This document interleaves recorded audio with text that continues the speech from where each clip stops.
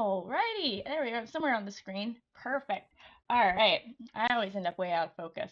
All right, hello everyone, and welcome back. It is May. I have no idea how it is May, but it is May, and we are here once again with another episode of the Baldman Games Presents Chat About, and we are once again chatting about one of our favorite topics recently, called Netherdeep. And I'm super excited today. I have another one of the designers on. We're going to talk to James today about Call of the Netherdeep, how it's been going with organized play, which I know James is super excited to hear about. So if you're hanging out in chat and you've had a chance to play some of this at our virtual D&D weekends, definitely chime in and let us know how that experience has been for you, because I haven't been able to sit at every single table, surprisingly. Um, I don't know the clone spell. Do you know the clone spell, James? Oh no, I wish. Make my working day a lot easier. Yeah, I don't know wish either. I would wish for that. I gotta, take some more levels, obviously. But yeah, thank you so much for being on the show today. For people who might not know you, aside from that little introduction that you work on the book, do you want to tell people about yourself a little? Sure. Well, Jenny, first of all, thanks for having me on. It's great to talk to you, and I don't have the opportunity to do it nearly enough. My name is James Haeck. I am the one of the lead designers on Critical Role Call of the Netherdeep, and I've done work on a bunch of other books for Wizards, including Explorer's Guide to Wildmount and Waterdeep Dragon Heist. I'm currently the senior game designer at Ghostfire Gaming, working on their exciting new Fables line, adventure path style series for 5th edition, currently set in their dark fantasy world of Grim Yeah. Hollow. And I've done work for a bunch of other folks. I used to be with D&D Beyond, did stuff with Kobold Press. I mean, uh, it's all in service of the next cool story, Did you work? which in this case Did is you? called the Netherdeep. Yeah, Yes, yeah. go Did ahead. you work on the Aurora Kickstarter that just launched for? No, I didn't. My pal Sean Merwin, who's Yeah. the other senior game designer over at Ghostfire Gaming, is the mastermind behind all of that, and I've just been sort of looking on with fanish glee Yes. as in the Ghostfire Slack, we see things like the 12-inch tall dragon miniature that like uses a giant that it's just killed as its base. Like, so I'll see that like a day or two before it goes live, and I'm just like, it's so Nice. cool. I And haven't. I'm Yeah. I haven't done any Ghostfire stuff yet, so I'm only living vicariously through my partner, Alan Patrick, and Sean, of course, who shares. And yeah, no, I'm so excited for you. I was thrilled when I saw that you got picked up by Ghostfire. It was a wonderful acquisition on their part. How smart of them. Thank Um, you. Yeah, that the beginning of that job and the beginning of the Fables line kind of overlapped with the very end of Call of the Netherdeep. So all of this we're talking about right now is kind of one time period in my brain. yes, it has been. Well, uh, the development cycle of some of these things is rather slow, so it was a rather hectic time in your life. Though not to say it isn't now, but I can't disclose the level of Been hectic. busy, but it's a good kind of busy. It's the kind of Yeah. busy that comes from having a lot of cool ideas to put on paper and having the opportunity to work with a lot of incredible people. Yeah. Yeah, All right. Well then, so let's kind of get into it then. As I was gonna say the meat and potatoes again. I don't. It's in my brain. The meat and potatoes, as it were. So Call of the Nether Deep.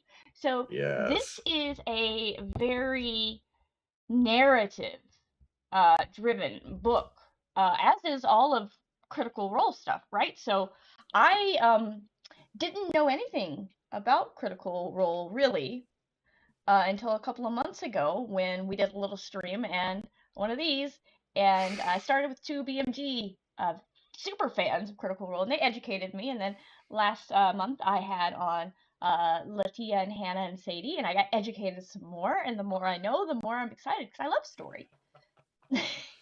Yes, one of our main goals for Call of the Netherdeep was to somehow walk the tightrope of really giving people who love Critical Role an authentic, very fundamental Critical Role experience, one that would make them feel this is a Critical Role adventure. This isn't just an adventure set in Exandria. It's not just a sort of rehash of fan service that we've seen before. This is a new story that has all of the soul of Critical Role in it, from people who've worked on it, from people influenced from Mac directly, stories that draw from ideas that he has that he can't work into his campaigns otherwise, and from me, who's done a ton of Critical Role stuff before, from Mac and Latia, who for them some of their first jobs in writing RPGs was with me at D&D Beyond, doing content for the release of Explorer's Guide to Wildmount. Yes. And it had a team of people who loved Critical Role on it. And so one half of the equation is make it a love letter to Critical Role, make it feel totally contiguous with everything that's come before it. But on the other hand, for people like you, Jenny, who love D&D but don't know Critical Role as a property, as a world, as sort of characters, as a like storytelling philosophy. There was just too much by the time I knew it was a thing. It was overwhelming. Yeah. Oh, totally. I totally get it. Hell, I don't watch Critical Role live week to week. There's so much. I love the show, but I can only catch up on it when I have the time to do so. And for 3 to 4 hours of D&D a week is I can only set that aside for my home game. I can't set it aside for someone else's. Right. And I think though, like you said there, it's a new story. It has that feel. And I think that's an important aspect that helps those people like me not feel like they're coming in and need to know every single detail of lore about those campaigns, because this is kind of a parallel story in that universe where like those people are off doing their thing and you're over here in the same world, but like their story is not necessarily important to this one. Mm. So I like that because it makes it feel less overwhelming. And I know that was another thing that some other people that I talked to about, and uh, Dear Girl on Twitch here says the same thing, same boat. It's just a lot. So kind of getting into that, like, where do you even begin to decide like what part of Xandria are we going to? And how are we putting together a story that's going to be for more than just the critical audience, the core audience of Critical Role. Let me get my words in order. The core group. There we go. This is a really good question. I'm gonna just like put a pin in it for a second and talk about something very adjacent, which is when the cover of this book was released. The cover features a main sort of semi-divine character in the middle, and then surrounding him are 5 rival NPCs who featured really strongly, not just in this book's marketing, which they did, but also kind of in my main sort of design philosophy in making the story. One of the rivals in particular, a water genasi with Orcish heritage named Iojabe, got a lot of press from fans online because they thought she was the daughter of Ford and Jester, a half-orc and a tiefling with water genasi heritage from campaign 2, who ended up getting together at the end of that campaign arc. And this book is set in a kind of nebulous time frame. Right. We like to say, oh, it's kind of around the beginning of campaign 2, but that never made it into the book because we wanted to be very open and expansive and free for whatever time period people want to put it in. And so we just kind of kept mum for a while about it because in the, in huge scare quotes, canon of this book, Iojabe is her own person. Her parents are unimportant to this adventure. They're a pair of orcs who live in the town of Jigao in Wildmount, and she has her own story separate from them. But because of that, if you really wanted to make her Jester and Ford's daughter, her parents are irrelevant to the story being told here. And we avoided anything like that because we didn't want to just kind of do hollow fan service to fans of Critical Role. We respect the fans' intelligence a little bit more than that. It was like, well, if you want that, you can do that, but we're not going to, sort of wave the shiny of, look, it's this character. Don't you like that? Uh, I'll admit I did that once, but that was for my gratification, not for anyone else's. Well, We can talk about that later. Anyway, you asked a question, and I want to come back to that about where in Exandria we would set this, why we chose what we chose, what made those decisions important to us as designers, and we chose to set this campaign in two places. It's a somewhat globe-trotting campaign, which in and of itself is true to the spirit of Critical Role. In Campaign 1 especially, they were going all over Exandria over the course of, just, level 10 to level 20. They were going from Taldore to Isilra, to Wildmount, to islands not even on any of those main continents. They were going to the other planes. They were going all over the place. And that feels very Critical Role. So we wanted to get that sort of broad Exandrian feel.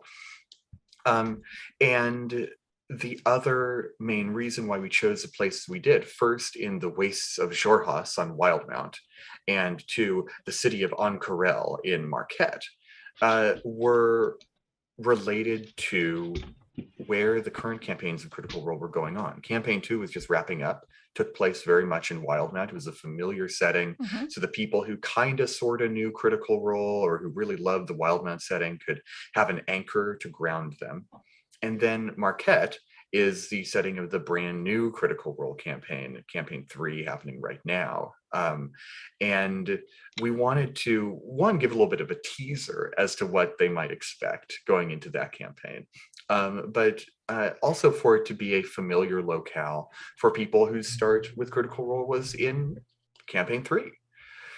And ultimately, those two types of people who are fans of Critical Role, who started in one campaign or another, were the people who we wanted to appeal to with these starting locations.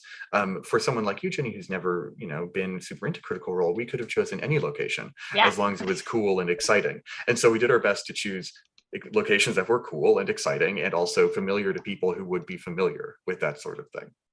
And I absolutely loved, so you start there in Jigal, right? Is pronounced that right? At the festival time. And so you had me from the very beginning with the first piece of art there in that chapter. And I'm going to get it on screen here, which is going to promptly cover half the other stuff, everybody. So the little kids in the pie. Yes, this is exemplary of the sort of chaotic delight that is some of these border towns in the wastes of Xhorhas.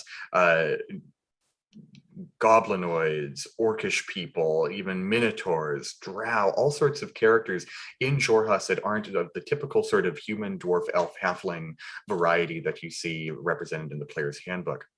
Xhorhas was, we chose it as our starting location also because it was really important to Matt that this adventure involve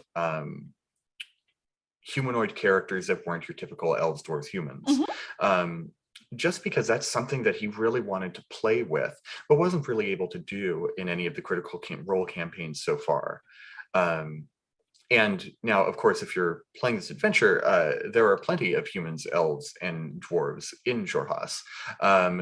There are human nomads who wander the plains. There are dark elves who are one of the sort of majority species in that realm.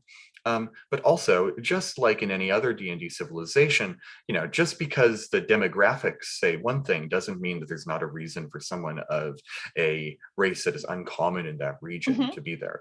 I can totally see a case for a Dwendalian Empire human who is far across the mountains from Xhorhas, miles and miles and miles away, to have a reason to be in Chico. Maybe they're an imperial defector. Maybe maybe their parents were travelers who were captured in a raid, and then were able to earn their freedom and settle down in a town. They had a child, and that's why you're there. I mean, there's so many reasons for you to be where you are, but we wanted to really encourage play with some of the cool, unusual, atypical to, normal D&D stuff that we already have baked into this world and just Hmm. run with it.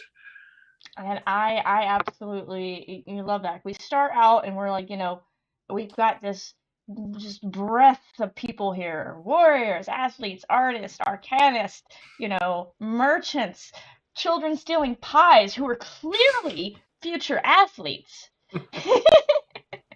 Um, and I absolutely love it. So, really sets the scene great. And then you get off to a great start. You meet the rivals pretty early on. And I love that, especially in like an organized play kind of thing, because the rivals become this kind of piece that ties everything together, right? So you've got your people from your various tables that you've played with. So you're all part of one large globe spanning adventuring party at this point in time, organized play wise, right? And, you know, you come in and despite whatever experiences you've had at your tables, like, right, the rivals are the rivals. They are who they are. They have their own personalities and like your experience with any of them kind of, lets the other players know like, okay, so these we interact with the same people here and we do this thing and that's fine because you weren't with them at that point in time, but they can kind of, fill you in on like how that went down, Mm. and things like that. And even especially if you're skipping around, because that's the thing about organized play, you don't necessarily get to play a whole thing in order. We're adults, we don't have time. I don't have free time. What is that? And so, I think that kind of setting it up at the very beginning with like, this is going to be a varied world. There's so many different things. There's no like right way to do any of this. Kind of a very, I don't know, free form attitude, if not, Mm. so much like it's not exactly a sandbox adventure, which is good in my opinion. Because too sandboxy for organized play and you don't know what to do. You don't know where to go. Mm. You just without direction, everything tends to just become, like a sand pit. Well, I'm sure the rivals serve you well in that capacity. The Yeah. rivals have a sort of multifarious Yeah. purpose in this adventure. I've talked a lot about them, but I am eager to talk about them always. Uh, because from that perspective, the rivals are kind of a sort of cattle prod at your back to constantly be driving forward up until the point where you reach the city of Ank'Harel, and then the tension kind of drops a little bit as a sort of mid adventure breather.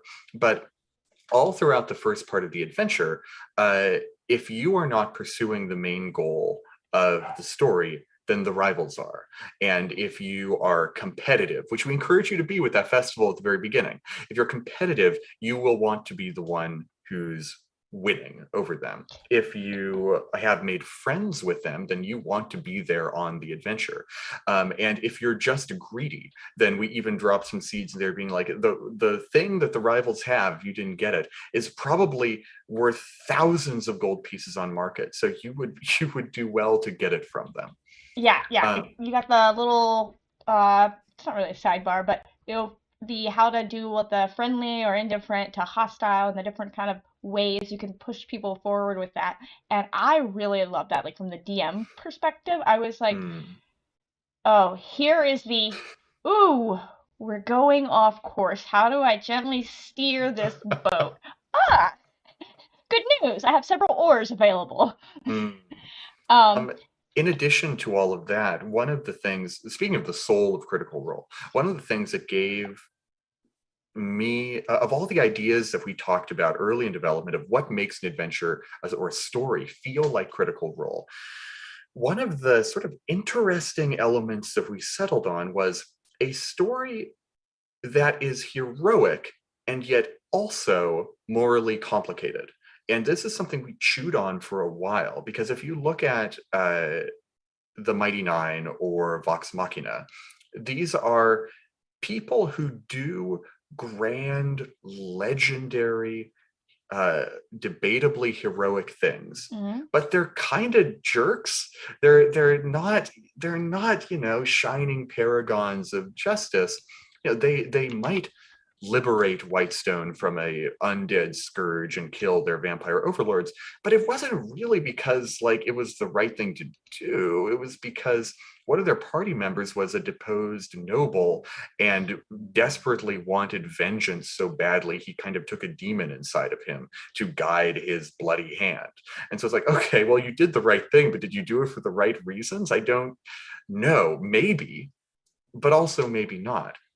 And basically that became the core of this adventure's story. I don't want to spoil kind of the main antagonist or the final dungeon Oh or yeah, the no, final no. boss fight or anything like that, but like that sort of question, that moral tension that winds its way subtly through all of Critical Role. Are you doing the right thing? Have you done well by other people by going on this quest? Did you may have done the right thing, but did you do it for noble reasons? Why is this happening? Why are you doing this? What is your motivation as adventurer? That is core to what we've done here, and the rivals test you on that every step of the way because they want this too, and they can kind of serve as a mirror to your party. Look at them, see the things they've gone through. When you reach chapter 3 of this adventure, you go to a kind of grim and desolate place. We've shared it. It's a city in Jorhas called Bazozan, which is a dark and demon-infested sort of military outpost that a city has grown around. Mhm. And when you see the rivals there, you can see the weight of this place and the stuff they've gone through, the people they've had to kill along the way on them.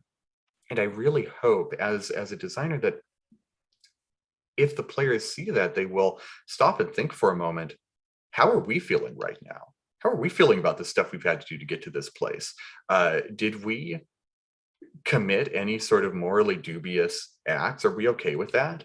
Are we okay to keep doing that if it's what's necessary for us to get through here? And I think that goes to a great question that I got from I got on the side question here. So Go ahead. do The you side quests galore. do you believe that the players should be heroes in this adventure? Like, is Mm. that, and this is your personal opinion. Ooh, oh, this is a very good question because yes, this adventure was designed to permit a sort of unheroic party to get all the way to the end of it. And if you ask me,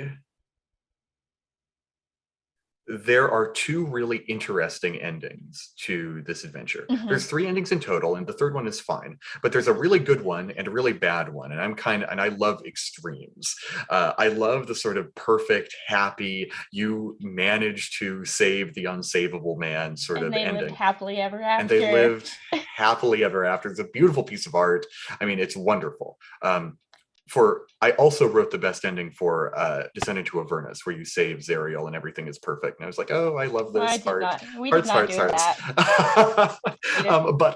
But also there is an absolutely disastrous ending where your actions will kind of cause the fate of Exandria to suddenly hang in the balance. Hmm. And it's something that is kind of beyond the scope of our adventure. And indeed, kind of as a philosophy, I don't think that super duper high level adventures are really something that's publishable. I think that is in the hands of the dungeon master at all times because the party gets kind of unpredictable at those high levels. All right, we're gonna have to have you back to talk about high level content. That is like that's just Yes, yeah.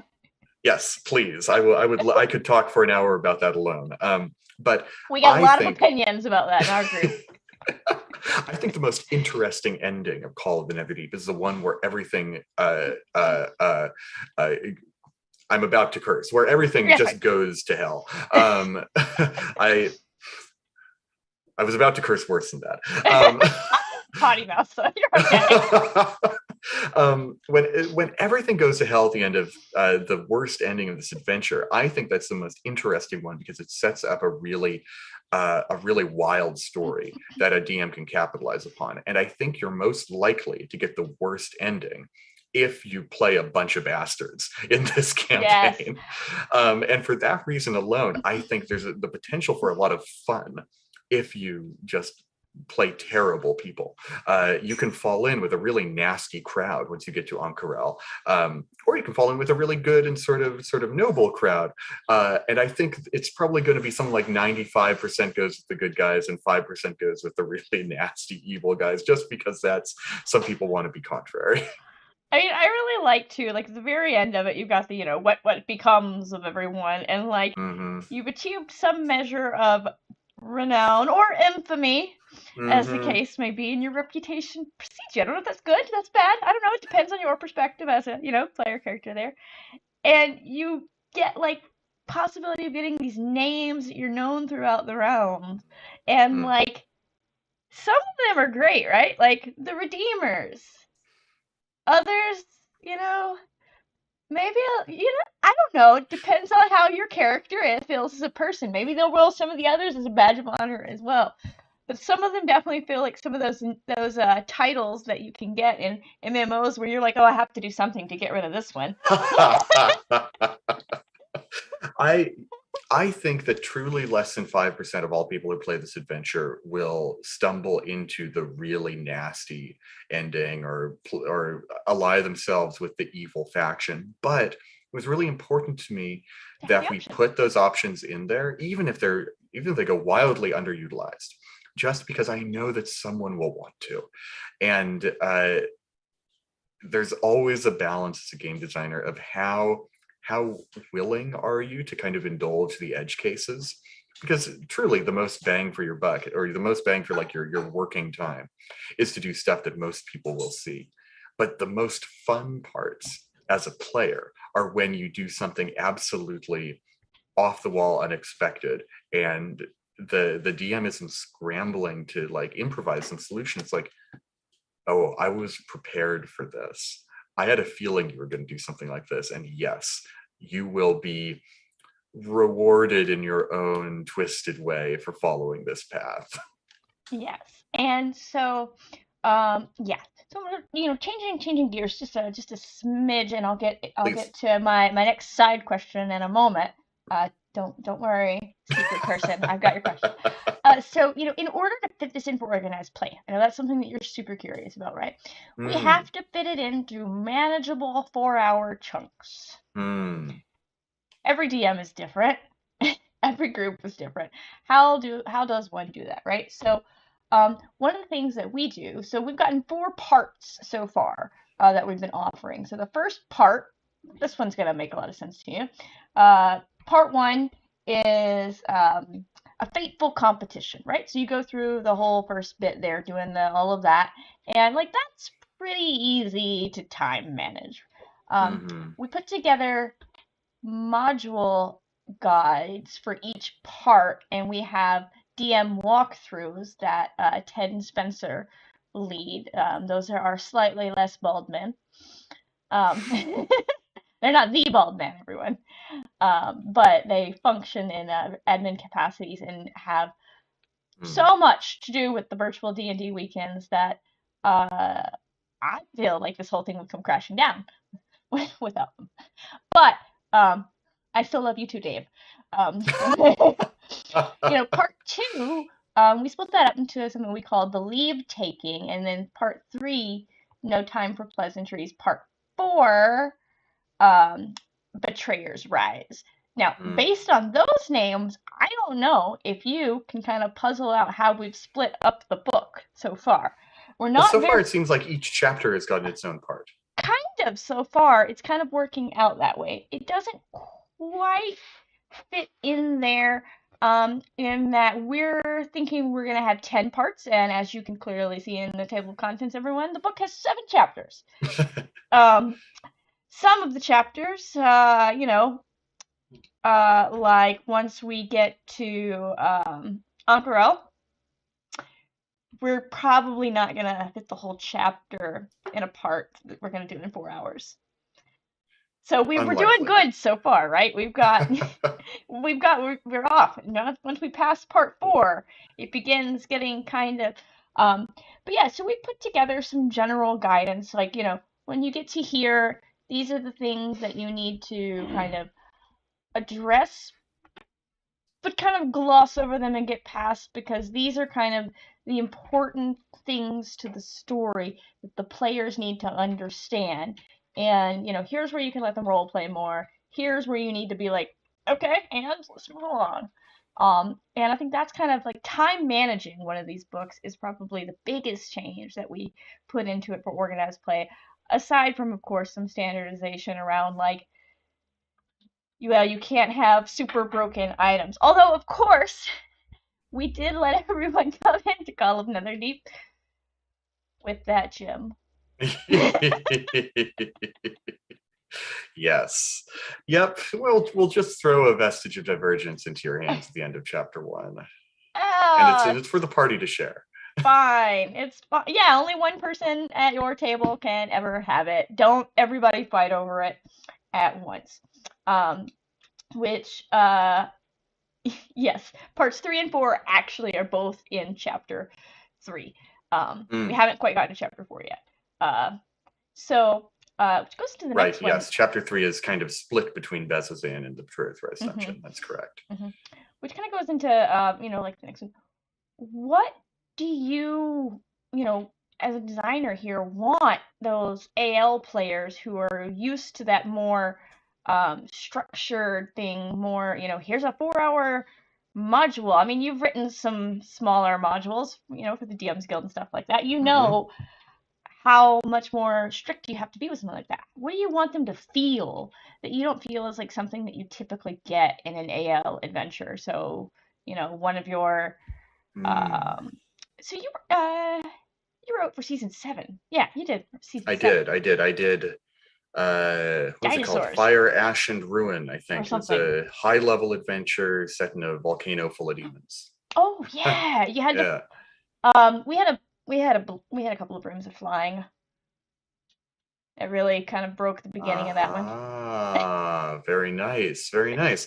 I mean, that's kind of the thing, is with these heavily structured adventures. I don't play AL much. I don't write for AL much, and so this is a very interesting sort of like window into a world that I'm not much a part of. And in a D&D game that I would run at home, I would have several sort of like story beats that I want to hit and encounters that I'm ready to run. But I would never feel like, I'm gonna go long on time, or I'm not gonna have enough time. The players have, used their brooms of flying and skipped this thing. I don't know what I'm gonna do now.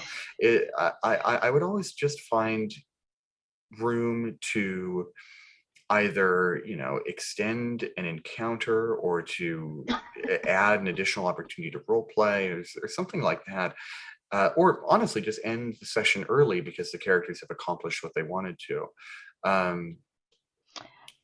Whereas in an AL context, I feel like because it's a discrete bite of game, that the people had better get their time's worth. And the design has to be incredibly tight so that you can, so that's trivializing encounters isn't very much of a big deal. I ran into a lot of people who were able to trivialize encounters in that AL adventure I wrote because it's not the world I'm used to. It's just like, oh my gosh, rewrites are needed. Don't worry, every AL author has been there. You did what? I never thought about that. Let me write that down. You summoned a planetar and that did everything for you? Welcome to Why We Don't Write Tier 4. What is that insider? Little chat. Welcome to Why James and I are like, no thank you. And so when it comes to an adventure like Call of the Netherdeep, um, the way I write something like this is very much intended for people to take their time and explore their characters and maybe even more importantly, the relationships between their character and other characters, whether that's in their party or NPCs or something like that, Mm-hmm. so that when the very sort of hard-coded encounter design has been uh, completed or failed, if the case may be, as there is often the possibility for that in this adventure. Um, when they get to the end of it, uh, there's a lot of socializing to do. There's a lot of exploring of Yes. one's own character to do. Like for example, in Uncarel, uh, each one of the factions the characters can join has a story path of missions that can be accomplished in order to fulfill their objectives. And my thought process going through that was probably the characters, unless they're extremely dedicated, will only go through maybe one of those five in a single session. And that might be because their session is only 2 hours long and they just kind of gun through the whole thing. Or their session might be 4 hours long and they'll spend half of it on that and the other half using all of that meaty Oncarel gazetteer material that we put into the book to just kind of explore, and the DM will kind of improvise some encounters or come up with a shopping montage for when they go to one of the shops we've detailed in the Suncut Bazaar, or maybe they'll go gamble in the casino in ways that we just couldn't have And predicted. shopping is a thing, a big thing in Critical Role. It certainly is, much to Travis's chagrin. Yes. um, and so when you say we're going to break this down into 4-hour chunks, that is a blistering pace. And Well, so and not to say it's a bad thing, but no. it's a pace I'm not used to in any way. Yeah. So we've tentatively planned, and I'm pretty sure we're probably going to stick to it, to break this into 10 chunks, right? So that's Mm-hmm. roughly 40 Mm-hmm. hours, plus or, well, not minus, most likely plus a couple of hours for people who are going to run slightly over each one. I mean, there could be groups that are minus a couple of hours on that. Who knows? Mm-hmm. So, roughly 40 hours, 45 tops, really, to do this book. Like, uh, I mean, I know from experience that almost any of the books can be done without missing any of the critical story in that amount of time. My friends Paige and Ben Lightman have not recently, but prior to the pandemic, they did a weekend, Storm King's Thunder weekend down in Atlanta, where they got Wow. groups together, like a little mini con, and they all sat down and ran through the entire book in a weekend. Wow, that is impressive. That is incredible. Like 3 days. So 8 hours, 12 hours, and 12 hours. Damn. That is intense. I would love to be a part of something like that, just to experience being absolutely wrapped up in D&D for that much time over a weekend. So that, everyone who is good at math, real quick, is slightly less time than we've allocated for this. Now, obviously, when you're doing something like that, you have to come up with these plans, which is exactly what, the admin team with Baldman is doing. For someone has to read the book, really read the book, and then read it again. And then we all talk together then a about, third time for good measure. Oh, yeah, we have multiple people doing the reading, so the third time we can all just come together and be like, okay, so what I got from this and what was key out of this are this is the core outline of the story, and its branching core story points as well. And like, this is what we need to hit. There's a lot of other stuff here, and you can put as much of that in as you have time for. But as long as these, A through Z are hit, the players aren't going to feel like they were cheated of any of the core story, which is the trick, really, when you're doing any of this for, organized play where you don't, I mean, you can do this organized play with your home group, and then do it at your own pace. But when you're doing it, come and go with potential new friends from your worldwide adventuring party coming in on loan every week, then it's important for the DMs to have some kind of semblance of like, all right, so, like we've broken down chapter 3 into 2 parts. And in that, we know like in these 4 hours, do these things and spend some time wandering the markets. Do these things and spend some more time getting to know the rivals. Because, up at that point, like, we're still very much in the getting to know you phase. As we're getting ready to head off to Ankara. I'm like curious in a situation like that where the party, its members are changeable, how the jewel of 3 prayers is handled in that, because the intention for the jewel is always for it to be something that's passed around throughout the party.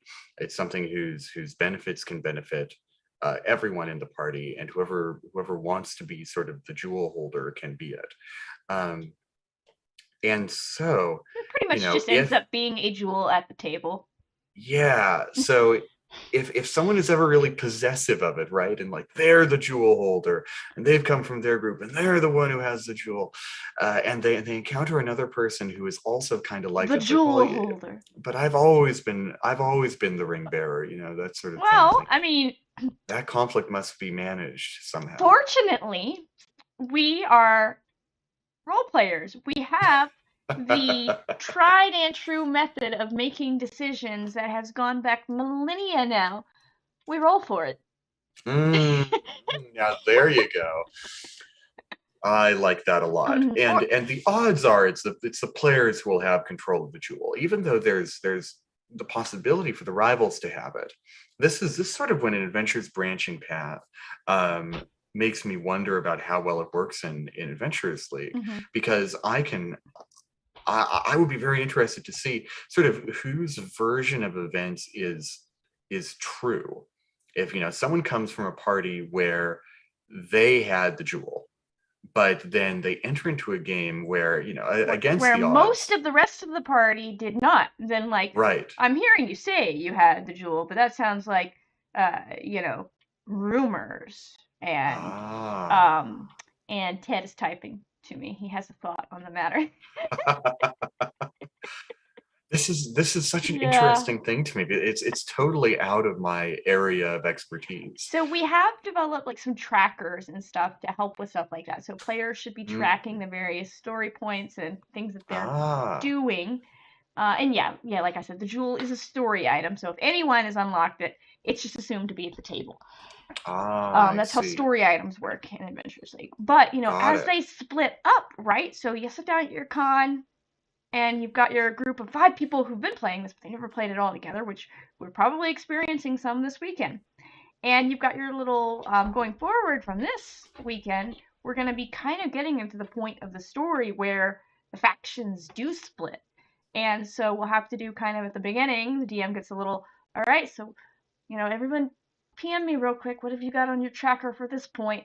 All right, majority went, but yeah, so we do also have some plans to split it up, right? So that for this particular one, like you say, it is a very important decision, right? So we're trying something totally new that we're going to split it up into like part 6 faction A, part 6 faction B, part 6 faction C. Totally separate tables to the faction. This could be a complete shit show. We don't know. But you must experiment. Yeah, how will we know if we don't try? Very interesting. That's cool. So yeah, so do that, kind of, all right, everybody, you've been tracking it on your logs. If your log says this, make sure you get a table that's flagged with this. And then we imagine there'll be some people who don't read, and they'll sit down at their table, and we'll have to do some last minute, oh, you should be at a table faction B. Let's just see if we could just move you over here real quick. Interesting. That's cool. And it's good that the faction story tracks are sort of even, right? It's not like Consortium Vermilion Dream has like 6 events and Cobalt Soul has 4 events. It's like, oh no, how do you? No, they all have 5 events and they go like this. And they may be different story elements, but at least they kind of mirror each other in a Now certain we're just hoping that the players split evenly, fairly evenly.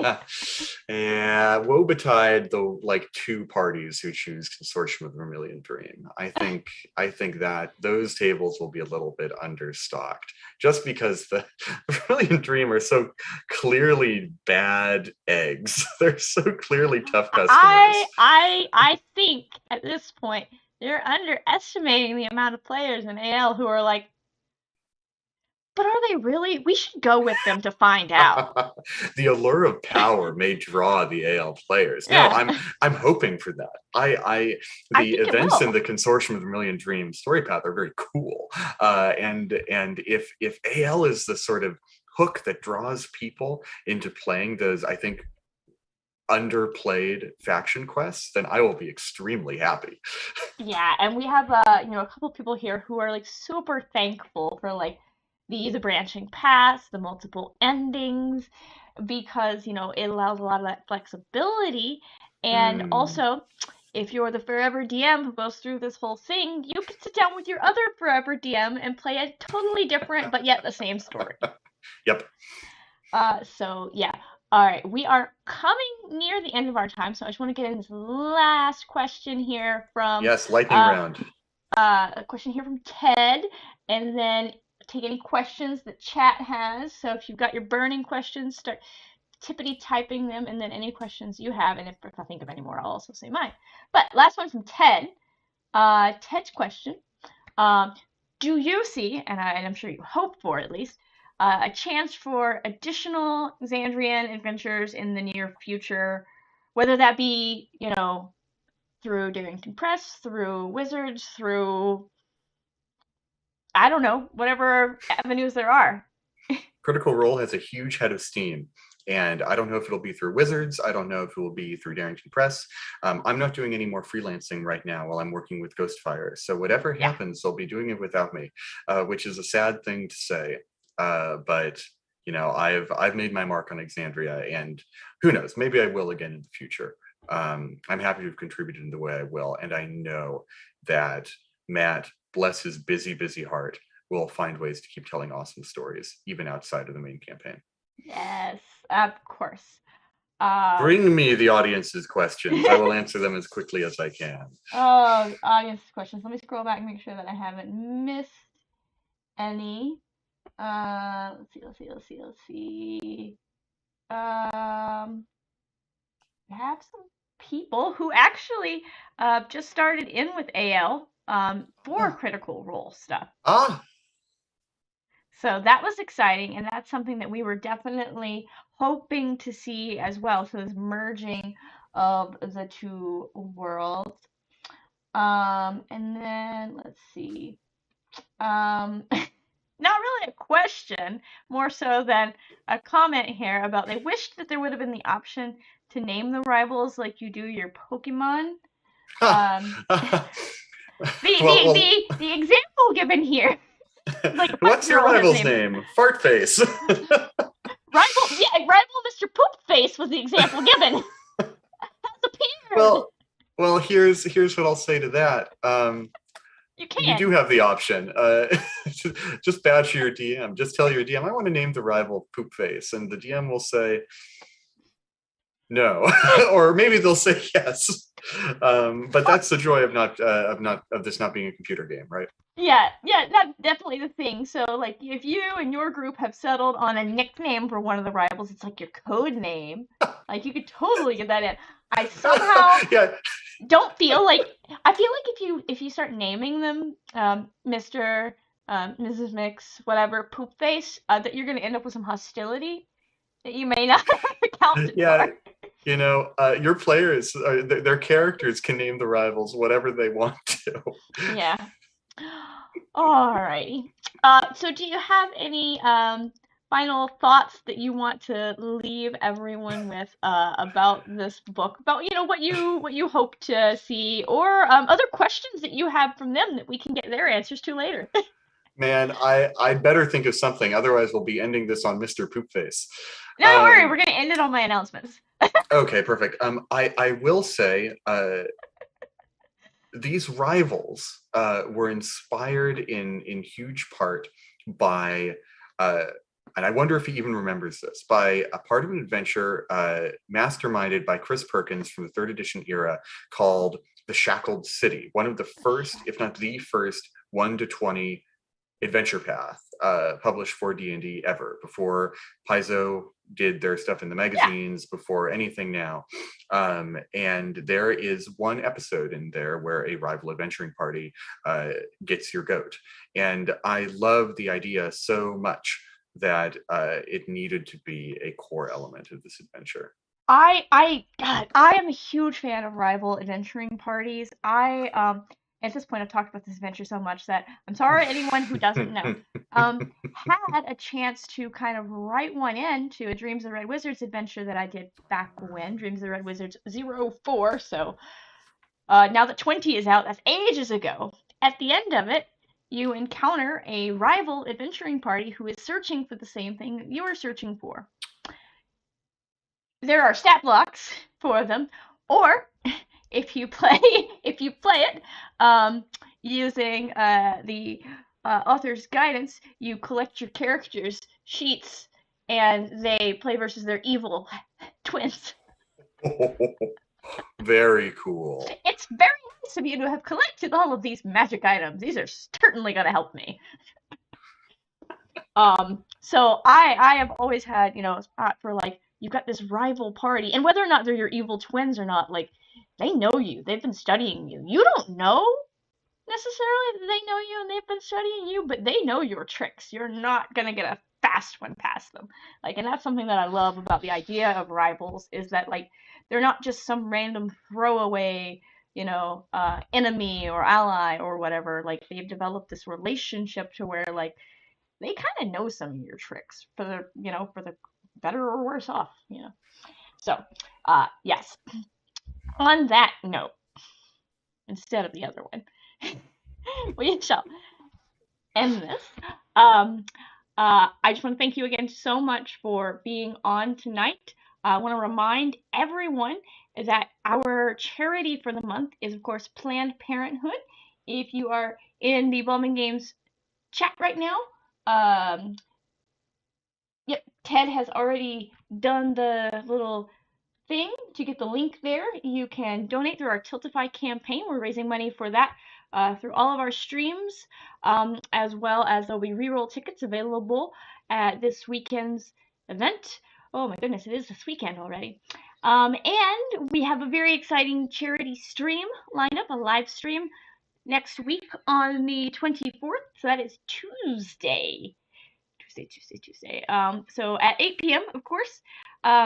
Our DM for that game is going to be Katie Downey at Goblin Katie over on Twitter. She is involved in a lot of stuff, and she's phenomenal. So her, and we're gonna have a great cast as well. So I hope everyone tunes in to watch that. Should be for those of you interested, it should be like an all-film cast. So I, for one, am super stoked for that. As we're raising money for Planned Parenthood, we're gonna go all out, and we're gonna be extra. I mean, I'm always extra. I don't know if I'm gonna be on the stream, but I'll be helping with it either way. But it is gonna be so much fun. So I hope everyone tunes into that. And we've got tons of stuff available that you can still purchase tickets for. There are indeed still some tickets available if you want to buy one right now to get started on your Call of the Netherdeep journey. We do still have some seats for part one. You're going to want to start picking up part one soon, as we will eventually start phasing it out as we get further into the book. You can see our 3-month look ahead schedule always at baldman.link/3 number 3-month. All of a sudden, I'm questioning that. So, I can't save you here. I can't save me here either. Don't worry, Ted will save me. Ted, help us, Ted. You're our only hope. Help us, Ted. You're our only hope here. Because Spencer's, of course, Spencer is seeing the Multiverse of Madness right now, so is unavailable to help me with said links. I actually totally have them somewhere around here. Streaming. BMG streaming. There we are. Perfect. I do have the link. I'm just gonna drop all of the usual links. You can, where to buy tickets, where to follow us, all that jazz. I would read it all out, but I read it all out every month, and yeah, it is 3-month. I was right. Huzzah! Haha! Yeah.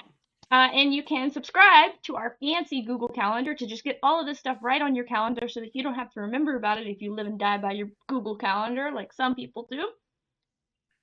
Yeah, it's an important. Thank you. Yes. Perfect. All right. So thank you so much, everyone, for tuning in. This will be available later if you want to watch the parts you missed. Some of you tuned in late, or share it with your friends. And we will have you back on sometimes, James, to talk about high-level adventures and why they are both amazing and suck. You absolutely must. It was a blast. Thank you for having me on. And thank you, everyone, for tuning in and listening to me run my mouth off. They do it for me every month. Alrighty. Well, thank you so much, everyone, again. Hope you all have fun with your games this weekend. And we'll be back next Tuesday with our streamed game. Until then, good night, everyone.